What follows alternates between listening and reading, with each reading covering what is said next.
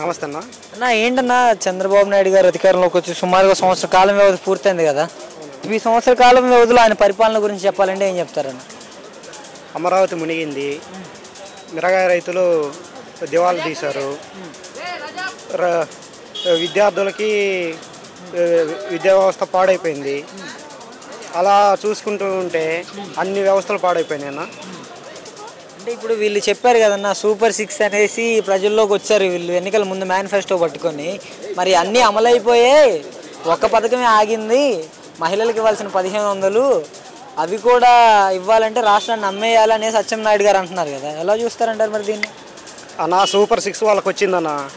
కొడుక్కి పదవి వచ్చింది, పవన్ కళ్యాణ్కి పదవి వచ్చింది, చంద్రబాబుకి పదవి వచ్చింది, అచ్చెన్నాయుడికి పదవి వచ్చింది, రామ్మోహన్ నాయుడుకి పదవి వచ్చింది. ఇంకేముందన్న 6 మందికి 6 వచ్చేసినాయిగా.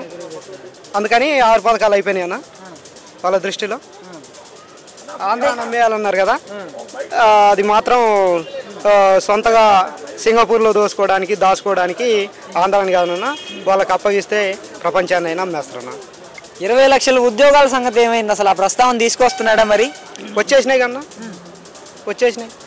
20 లక్షలు వచ్చేసినాయి, అందరూ ఉద్యోగాలు చేస్తున్నారు. ఎలా అంటే కూలికి పోవడానికి పనులు లేక ఖాళీకి చెట్ల కింద ఉంటున్నారు, ఉద్యోగం చేయడానికి ఆఫీసులు లేక ఇంట్లోనే ఉంటే వర్క్ ఫ్రమ్ హోమ్ కింద అమౌంట్ వేస్తూ ఉన్నాడు. అన్నీ వచ్చేస్తున్నాయి కన్నా. అంటే వీళ్ళు చెప్పినవి ఏవైతే ఉన్నాయో అవి ఇంప్లిమెంట్ చేస్తున్నారా, రెడ్ బుక్ని ఇంప్లిమెంట్ చేస్తున్నారా? బాగా ఎర్రి బుక్ అన్నది, రెడ్ బుక్ కాదు, ఎర్రి బుక్ వాళ్ళకి త్వరలో ఉంది. మంచి బుక్, మంచి పాలన 2029 తర్వాత మంచి బుక్ ఉంటుంది. అది భారత రాజ్యాంగంలో రాజారెడ్డి పేజ్ ఒకటి ఉంటుంది అన్న. 175 అని విర్రవీగిన వైఎస్ఆర్సీపీ క్యాడర్కి రెడ్ బుక్తో భయం అంటే ఏంటో రుచి చూపించిన నాయకత్వం మాది అని కూటమికి చెందిన వ్యక్తులు చెప్పుకుంటున్నారు కదా అన్న. ఆ రెడ్ బుక్ కాదు, ఎర్రి బుక్ కూడా ఎవ్వరు చిన్న పిల్లోడు వనకట్ల, పెద్దవాళ్ళు వనకట్ల. అది ఒక మాసిపోయినటువంటి మాట అంతే. అంటే ఇలా మాట్లాడినందుకే వల్లభనేని గారిని కూడా అరెస్ట్ చేశారని కూడా చెప్తున్నారు కదా వాళ్ళు టీడీపీ వాళ్ళంతా. వల్లభనేని వంశీ గారిని రెడ్ బుక్ రాజ్యాంగంలో కాదన్నా కావాలని హింసించి ఏదో ఇది చేశారు తప్ప రెడ్ బుక్ రాజ్యాంగం ఇంకోటో కాదు. కాదన్నా ఇప్పుడు మాట్లాడుతున్నారు, ఫర్ ఎగ్జాంపుల్ మీరే మాట్లాడుతున్నారు. మీరు మాట్లాడిన తర్వాత ఇప్పుడు మీరు రెడ్ బుక్ అంటే ఎర్రి బుక్ అన్నారు. మీరు వాళ్ళు ఏదైనా మీ మీద ఏదైనా కేసు పెడితే భరిస్తామన్నా. మా టైం వచ్చినప్పుడు మేము కొడతాం, మా టైం వస్తుంది మేము కొడతాం. ఫైనల్గా పవన్ కళ్యాణ్ సంగతి ఏంటంటారు? పిచ్చి పోవాలన్నా, పిచ్చి పోవాలా.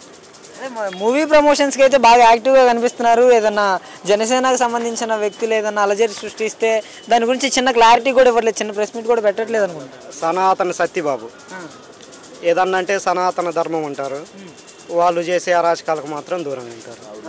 33,000 మంది ఆడపిల్లల్ని అపహరించారంటారు. వాటి గురించి అడిగితే ఊసెత్తారు, మీడియా ముందుకు రారు. దాని గురించి మనం మాట్లాడుకునే అవకాశం లేదు, ఆలోచన అవసరమే లేదన్నా. Thank you.